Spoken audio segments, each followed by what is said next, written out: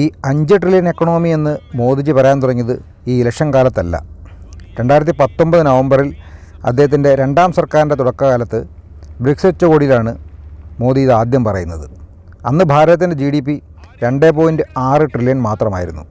ഭാരതത്തിന് സ്വാതന്ത്ര്യം കിട്ടിയ കാലം മുതൽ 2019 വരെ 70 വർഷം കൊണ്ട് ഭാരതം ഉണ്ടാക്കിയെടുത്ത സാമ്പത്തിക സ്ഥിതി അടുത്ത 5-6 വർഷം കൊണ്ട് ഇരട്ടിയാക്കും എന്ന അദ്ദേഹത്തിൻ്റെ അവകാശ വാർത്തയെ പരിഹസിക്കുകയാണ് പ്രതിപക്ഷവും ഇന്ത്യയിലെ മാധ്യമങ്ങളും ചെയ്തത്. ഒരു ഭരണാധികാരി തൻ്റെ രാജ്യത്തിന് വേണ്ടി വലിയൊരു സ്വപ്നം യാഥാർത്ഥ്യമാക്കാൻ പരിശ്രമിക്കുമ്പോൾ അതിനെ പിന്തുണയ്ക്കുകയായിരുന്നു പ്രതിപക്ഷവും മാധ്യമങ്ങളും ഉൾപ്പെടെ എല്ലാവരും ചെയ്യേണ്ടിയിരുന്നത്. टॉप 3 इकोनॉमी पे पहुंच के रहेगा भारत और ये मोदी की गारंटी है. ഇന്ന് രാജ്യത്തിൻ്റെ സാമ്പത്തിക സ്ഥിതി $4 ട്രില്യൺ അടുത്തെത്തി നിൽക്കുമ്പോൾ 2028 ഇന്ത്യ $5.5 ട്രില്യൺ സാമ്പത്തിക സ്ഥിതി കൈവരിക്കും എന്ന് പറയുന്നത് IMFും വേൾഡ് ബാങ്കും ഉൾപ്പെടെയുള്ള അന്താരാഷ്ട്ര സാമ്പത്തിക സ്ഥാപനങ്ങളാണ്. എന്തുകൊണ്ടത് സാധ്യമാണ് എന്ന് പരിശോധിച്ചാൽ ലോകത്ത് നിലവിൽ ഒന്നാം സ്ഥാനത്തുള്ള അമേരിക്കയുടെ എക്കണോമി $27 ട്രില്യൺ ആണ്. ലോകത്ത് ആകെ GDPയുടെ 26%. രണ്ടാം സ്ഥാനത്തുള്ള ചൈന $18 ട്രില്യൺ കൈവശം വെച്ച് GDPയുടെ 17% അലങ്കരിക്കുന്നു. എന്നാൽ നിലവിൽ മൂന്നാം സ്ഥാനത്തുള്ള ജർമ്മനിയുടെ GDP 4.5 ട്രില്യനും ജപ്പാൻ്റേത് 4.3 ട്രില്യനുമായിരിക്കുമ്പോൾ ഇന്ത്യ മോദി ഭരണകാലത്ത് $4 ട്രില്യൺ എന്ന മികച്ച സ്ഥാനം തൊടാൻ പോകുന്നു.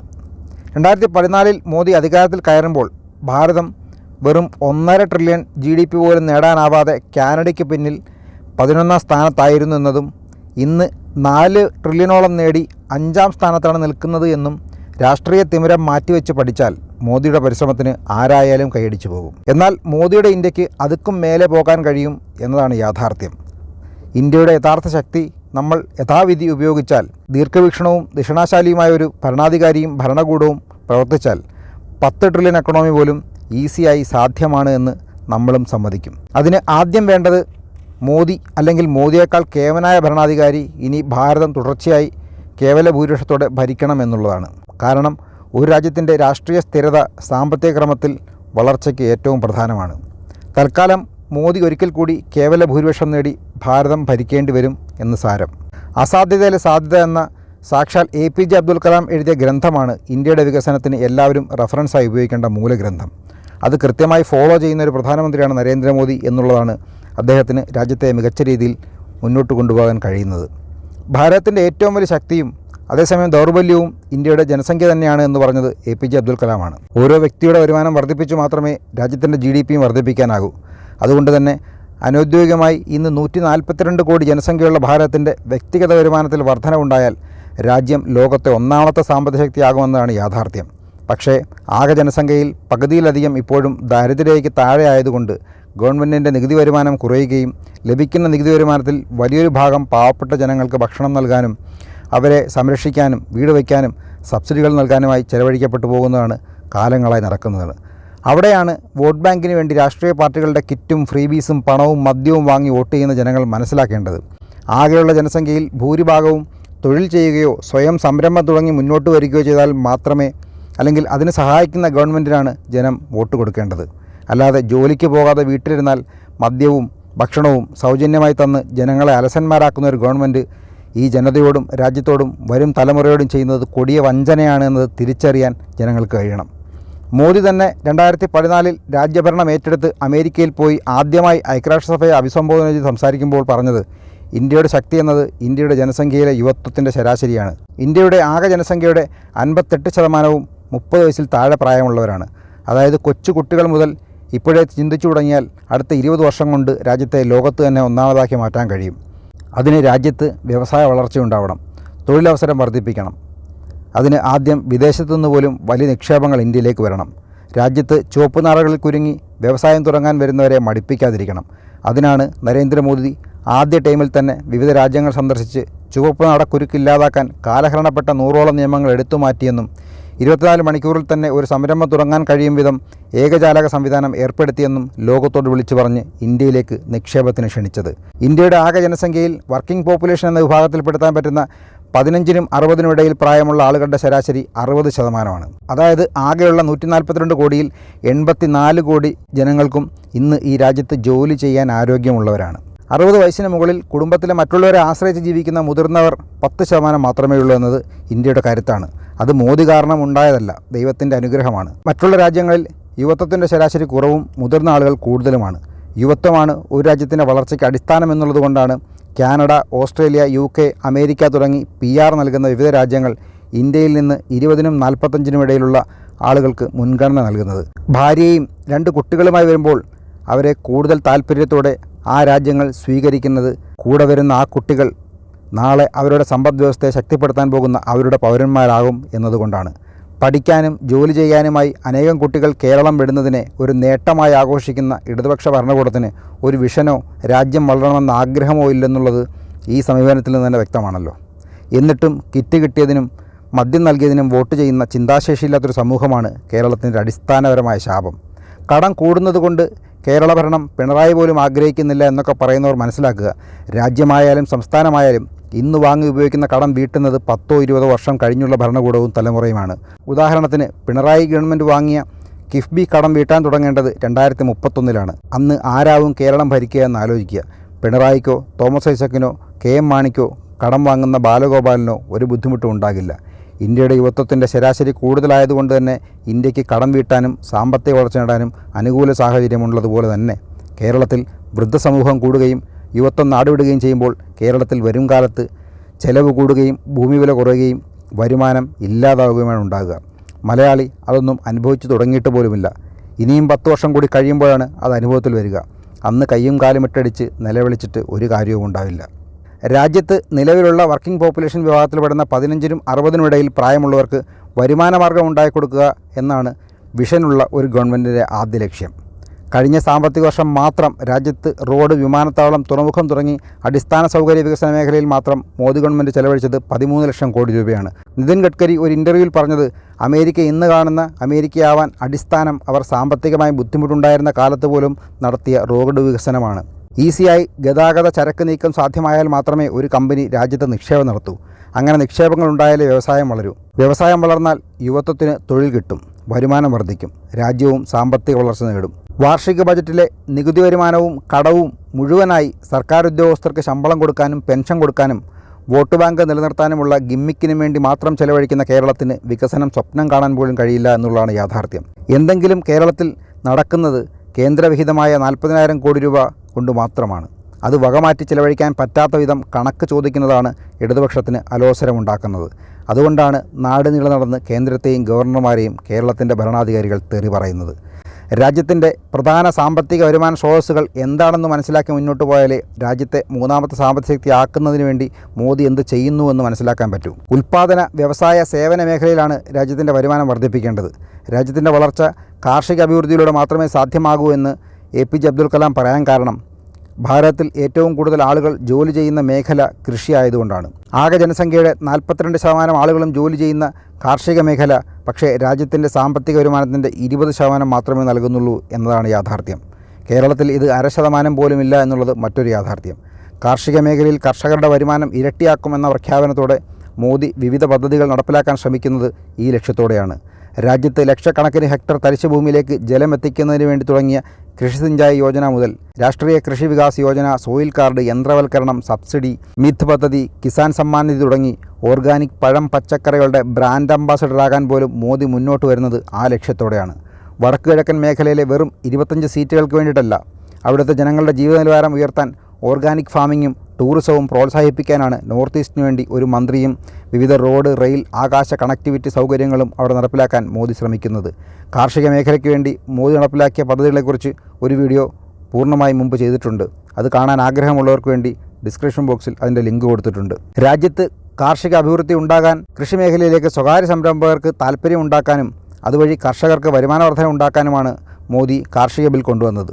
പാവം കർഷകരെ മോദിയുടെ യഥാർത്ഥ ലക്ഷ്യം മനസ്സിലാക്കിക്കാൻ BJP പരാജയപ്പെട്ടപ്പോൾ കാർഷിക അഭിവൃദ്ധി ഉണ്ടായാൽ രാജ്യത്തിനുണ്ടാകാൻ പോകുന്ന വളർച്ച നമ്മളെക്കാൾ നന്നായി അറിയാവുന്ന മോദി വിരുദ്ധ ലോബി കർഷകരിൽ ചിലരെ ഉപയോഗിച്ച് സമരം നടത്തി ആ ബിൽ പിൻവലിപ്പിച്ചു. ഒരുപക്ഷെ ഈ തീസര ടൈമിൽ പുതുക്കിയ കാർഷിക ബിൽ വീണ്ടും വന്നേക്കാം. കാരണം അത് രാജ്യ പുരോഗതിക്കും കർഷകരുടെ വരുമാന വർധനവിനും അത്യാവശ്യം തന്നെയാണെന്ന് മോദിക്കറിയാമല്ലോ.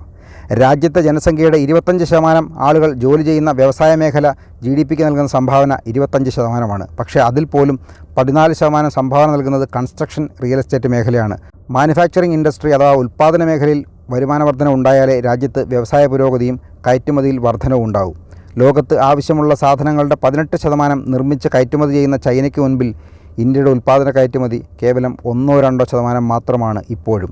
അവിടെയാണ് Mudra, PMEGP, startup India, standup India, making India തുടങ്ങിയ പദ്ധതികൾ മോദി കൊണ്ടുവന്നതും അതിൽ തന്നെ ഉൽപ്പാദന സേവന മേഖലയ്ക്ക് ലോൺ കൂടുതൽ കൊടുക്കുന്നതും.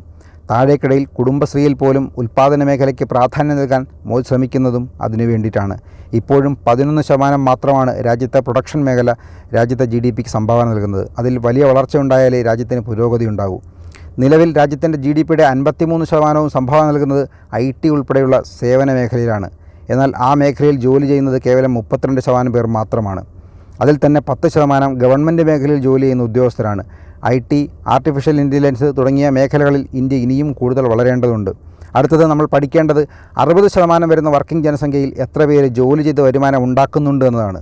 ജോലി ചെയ്യാൻ കഴിവുള്ള ആളുകളിൽ ജോലി ചെയ്യുന്ന ആളുകൾ നേരത്തെ പറഞ്ഞ ആകെ ജനസംഖ്യയുടെ 60%-മായ 84 കോടിയിൽ 40% മാത്രമാണ്. അതായത് 36 കോടി ജനങ്ങൾ മാത്രമാണ് ഇന്ന് ഇന്ത്യയിൽ രാജ്യത്തിന് പ്രൊഡക്റ്റീവായി സംഭാവന ചെയ്യും വിധം ജോലി ചെയ്യുന്നത്.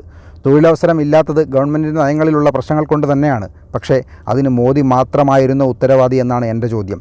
ഈ രാജ്യം കാലങ്ങളായി ഭരിച്ച ആളുകൾക്ക് ഇതിൽ നിന്ന് മാറി നിൽക്കാൻ കഴിയുമോ? രാജ്യത്തെ തൊഴിലില്ലായ്മ ഇന്ന് വെറും 7% മാത്രമാണ്. എന്നാൽ അതിനെക്കുറിച്ച് വിശദമായി പഠിച്ചാൽ തൊഴിൽ ചെയ്യാതെ നിൽക്കുന്ന ആളുകളിൽ 18% ഡിഗ്രി വരെ പഠിച്ച ആളുകളാണ്. +2 വിദ്യാഭ്യാസം മാത്രമുള്ളതിൽ 8% പേർക്കാണ് രാജ്യത്ത് ജോലിയില്ലാത്തത്. അതേസമയം 10ാം ക്ലാസ് വിദ്യാഭ്യാസം മാത്രമുള്ളതിൽ വരുമാനമാർഗ്ഗമില്ലാത്തത് കേവലം 3% മാത്രമാണ്. അടിസ്ഥാന വിദ്യാഭ്യാസം പോലും ഇല്ലാത്തവരിൽ വരുമാനമില്ലാത്തത് കേവലം 1.5% ആളുകൾക്ക് മാത്രമാണ്. അതായത് അടിസ്ഥാന വിദ്യാഭ്യാസമില്ലാത്ത 98% കൂടുതൽ ആളുകളും ശ്രമിക്കുന്നുണ്ട് എന്നറിയുമ്പോഴാണ് മനസ്സിലാക്കേണ്ടത് വിദ്യാഭ്യാസമുള്ളവരുടെ വൈറ്റ് കോളർ ഭ്രമം തൊഴിലില്ലായ്മയ്ക്ക് ഒരു ഉദാഹരണമാണ് എന്നുള്ള സത്യം. ഉദാഹരണം പറഞ്ഞാൽ ദേശീയ തൊഴിലില്ലായ്മ ശരാശരി 7% മാത്രമുള്ളപ്പോൾ കേരളത്തിലെ തൊഴിലില്ലായ്മ ശരാശരി 14%. എന്നാൽ വിദ്യാഭ്യാസം കുറവുള്ള ആളുകളുടെ ഗൾഫാണ് കേരളം താനും. വ്യത്യാസം ഇത് കാണുന്ന ആളുകൾക്ക് മനസ്സിലായി കാണുമെന്ന് കരുതുന്നു. മറ്റൊരു കാര്യം സാമൂഹികമായ ചുറ്റുപാടുകൾ, അതായത് ജാതി മത വേലികൾ ചിലരെ ജോലി ചെയ്യുന്നതിൽ നിന്ന് പിന്നോട്ടടുപ്പിക്കുന്നുണ്ട് എന്നുള്ളതാണ്. ഉദാഹരണം പറഞ്ഞാൽ ഉത്തരേന്ത്യയിൽ സവർണ വരേണ്യ വിഭാഗവും യാഥാസ്ഥിക മുസ്ലിം വിഭാഗം കേരളത്തിലും സ്ത്രീകളെ ജോലിക്ക് വിടുന്നതിലും പഠിപ്പിക്കുന്നതിലും വിമുഖത കാണിക്കുന്നു. ഒരു വീട്ടിൽ 15നും 60നും ഇടയിൽ പ്രായമുള്ള 4 പേരുണ്ടെങ്കിൽ അതിൽ ഒരാൾ ജോലിക്ക് പോവുകയും ഒരാൾ പഠിക്കാൻ പോവുകയും 2 സ്ത്രീകൾ വീട്ടിലിരിക്കുകയും ചെയ്യുമ്പോൾ 25% മാത്രമാണ് പ്രൊഡക്ടിവിറ്റി ആ കുടുംബത്തിനും രാജ്യത്തിനും പ്രയോജനപ്പെടുന്നത്. ഇങ്ങനെ ഐഡിയലായി പോകുന്ന സമൂഹത്തെ മുഖ്യധാരയിലേക്ക് കൊണ്ടുവരാനാണ് ബേട്ടി പഠാവോ ബേട്ടി ബച്ചാവോ തുടങ്ങിയ പദ്ധതികൾ മോദി കൊണ്ടുവന്നത്. സുകന്യ സമൃദ്ധി യോജനയും മുദ്ര, സ്റ്റാർട്ടപ്പ് പദ്ധതികളിൽ സ്ത്രീകൾക്ക് മുൻഗണന നൽകിയതും. ഒപ്പം ന്യൂനപക്ഷ വിഭാഗത്തിൽപ്പെട്ട ആളുകളെ വീട്ടിൽ നിന്ന് മുഖ്യധാരയിലേക്ക് കൊണ്ടുവരാനാണ് വിവിധ സ്കോളർഷിപ്പുകൾ നൽകുന്നതും മുത്തലാഖ് നിർത്തലാക്കൽ പോലെയുള്ള സ്ത്രീ ശാക്തീകരണം ചെയ്യുന്നതും. അല്ലാതെ മുസ്ലിം മതവിഭാഗം ആരോപിക്കും പോലെ മതത്തിലിടപെടാൻ മോദി ശ്രമിക്കുന്നതല്ല. ഒപ്പം തീവ്ര ഹിന്ദു വിഭാഗം പറയുന്ന പോലെ മുസ്ലിം വിഭാഗത്തിൻ്റെ വോട്ട് കിട്ടാൻ വേണ്ടി മോദി വോട്ട് ബാങ്ക് നാടകം കളിക്കുന്നതുമല്ല. അദ്ദേഹത്തിൻ്റെ മനസ്സിൽ രാജ്യത്തിൻ്റെ വളർച്ച മാത്രമാണുള്ളത് എന്ന് വിശദമായി മനസ്സിലാക്കുമ്പോഴാണ് അദ്ദേഹത്തിനോടുള്ള ആരാധന വീണ്ടും വീണ്ടും കൂടുതൽ തോന്നിപ്പോകുന്നത്. പിന്നീട് ചെയ്യേണ്ടത് നമ്മുടെ വരുമാന ചോർച്ച കുറയ്ക്കുക എന്നുള്ളതാണ്. രാജ്യം ഏറ്റവും കൂടുതൽ പണം ചിലവാക്കുന്നത് ഇന്ധനം പുറത്തു നിന്ന് വാങ്ങുന്നതിനാണ്. അതൊഴിവാക്കാനാണ് മോദി റിന്യൂവബിൾ എനർജിക്ക് വേണ്ടി സംസാരിക്കുന്നത്. സോളാർ രാജ്യങ്ങളുടെ കൂട്ടായ്മയുണ്ടാക്കി അതിൻ്റെ അധ്യക്ഷനായിരിക്കുന്നത്, ഇലക്ട്രിക് വാഹനങ്ങളുടെ വിപ്ലവത്തിന് തുടക്കം കുറിച്ചത്, നാളത്തെ ഹൈഡ്രജൻ ഇന്ധനത്തെക്കുറിച്ച് സംസാരിക്കുന്നത്, കാശ്മീരിൽ ലിഥിയം മൈനിങ് തുടങ്ങുന്നത്. അദാനി പോലുള്ള വ്യവസായികൾ അത് മനസ്സിലാക്കിയിട്ടാണ് ഗ്രീൻ എനർജി ബിസിനസ് വ്യാപകമാക്കി അവസരം മുതലെടുക്കുന്നത്. അതിന് മോദി അദാനിയെ സഹായിക്കുന്നുവെന്ന് കുറ്റം പറയാതെ കൂടുതൽ ആളുകൾ ആ അവസരം ഉപയോഗിച്ച് അദാനിയും അംബാനിയും ആകാൻ ശ്രമിക്കുകയാണ് വേണ്ടത്. ഒരു കാര്യം തീരുമാനിച്ചാൽ അത് നടപ്പിലാക്കാൻ വേണ്ടി മോദി പോകുന്ന വഴി ഏതറ്റം വരെയുമാണ്. അതിനൊരു ഉദാഹരണം പറഞ്ഞുകൊണ്ട് ഇത് അവസാനിപ്പിക്കാം. ഊർജ്ജ മേഖലയിൽ രാജ്യം സ്വയം പര്യാപ്തമല്ലാതിരുന്ന കാലത്താണ് മോദി അധികാരത്തിലെത്തുന്നത്. രാജ്യത്ത് ഇതുവരെ വൈദ്യുതി എത്താത്ത 12,000 ഗ്രാമങ്ങളിൽ 2017 സെപ്റ്റംബർ 31 മുമ്പ് വൈദ്യുതി എത്തിക്കും എന്ന് ചെങ്കോട്ടയിൽ നിന്ന് 2014 ഓഗസ്റ്റ് 15 പ്രഖ്യാപിച്ച് വെറുതെ ഇരിക്കുകയല്ല മോദി ചെയ്തത്. ശ്രീ പീയൂഷ് ഗോയലിന് ഊർജ്ജ വകുപ്പിൻ്റെ ചുമതലയും ടാർഗറ്റും നൽകി. 12,000 ഗ്രാമങ്ങളിലേക്ക് വൈദ്യുതി 2017 മാർച്ചിൽ തന്നെ പീയൂഷ് ഗോയൽ എത്തിക്കുകയാണ് ചെയ്തത്. പക്ഷേ അതിനു പിന്നിൽ നടത്തിയ തയ്യാറെടുപ്പും അതിനുവേണ്ടി ചെലവഴിച്ച പണവും പദ്ധതികളും പരിശ്രമങ്ങളും കൂടി അറിയണം. രാജ്യത്ത് വൈദ്യുതി ഉൽപ്പാദനം വർദ്ധിപ്പിക്കാൻ നടപടികൾ സ്വീകരിച്ചു. മുടങ്ങിക്കിടന്ന പല പദ്ധതികളും പുനരാവിഷ്കരിച്ചു. നൂറുകണക്കിന് പുതിയ ട്രാൻസ്ഫോമറുകൾ ഇൻസ്റ്റാൾ ചെയ്തു. ഉണ്ടാക്കിയ വൈദ്യുതി ഗ്രാമങ്ങളിലേക്ക് എത്തിക്കാൻ വലിയ ട്രാൻസ്മിഷൻ ലൈനുകൾ നിർമ്മിക്കേണ്ടി വന്നു. ഇതിനായി എല്ലാ സംസ്ഥാനങ്ങൾക്കും പണവും കൃത്യമായ ടാർഗറ്റും നൽകി കേന്ദ്ര ഊർജ്ജ മന്ത്രാലയം ഏകോപിപ്പിച്ചു. അതിനുശേഷം പ്രസരണ നഷ്ടം കുറയ്ക്കാൻ രാജ്യമാകെ LED വിപ്ലവം കൊണ്ടുവന്നു. 18,000 ഗ്രാമങ്ങളിൽ നിന്ന് വൈദ്യുതി എന്തെന്നറിഞ്ഞിട്ടില്ലാത്ത 4 കോടി കുടുംബങ്ങളിലേക്ക് വൈദ്യുതി കണക്ഷൻ സൗജന്യമായി നൽകി. അതെല്ലാം ഓരോ വീട്ടിലും വൈദ്യുതി എത്തിയാൽ മാത്രമേ അവിടെ കൂടുതൽ കാർഷിക അഭിവൃദ്ധി ഉണ്ടാവൂ എന്നതിന് വേണ്ടിയിട്ടാണ്. അതിനുശേഷമാണ് ഡ്രിപ്പ് ഇറിഗേഷൻ ഓരോ വീട്ടിലും സാധ്യമായത്. കൂടാതെ കർഷകർക്ക് സബ്സിഡി നിരക്കിൽ ഡീസൽ പമ്പുകളും ട്രാക്ടറും നൽകി അവരെ വളർത്താൻ ശ്രമിച്ചു. ഇതൊന്നും കൂടാതെ രാജ്യം ഊർജ്ജ കാര്യത്തിൽ സ്വയം പര്യാപ്തരാവാൻ ദേശീയ പതാകയിലെ കാവി നിറം പ്രതിനിധാനം ചെയ്യുന്ന ഊർജ്ജ വിപ്ലവത്തിനായി സാഫ്രോൺ റവല്യൂഷൻ ആഹ്വാനം നടത്തി. അതിനെ എതിരാളികൾ ഹിന്ദുത്വത്തിൻ്റെ കാവ്യവൽക്കരണം എന്ന് പറഞ്ഞ് പരിഹസിച്ചു. ഇന്നും സംസ്ഥാനങ്ങൾക്ക് കടമെടുക്കാൻ GDPയുടെ 3% അനുവദിക്കുന്നുള്ളൂ എന്ന് കേരളം വിലപിക്കുമ്പോൾ, അതുകൂടാതെ ഊർജ്ജ മേഖലയിൽ GDPയുടെ 0.5%, വിദ്യാഭ്യാസ ആരോഗ്യ മേഖലയിൽ വികസന പ്രവർത്തനങ്ങൾക്ക് GDPയുടെ 1%, വർഷാവർഷം പലിശയില്ലാതെ നൽകാൻ തയ്യാറായ മോദിയുടെ കേന്ദ്ര സർക്കാരിനെ അവർ കാണുന്നില്ല.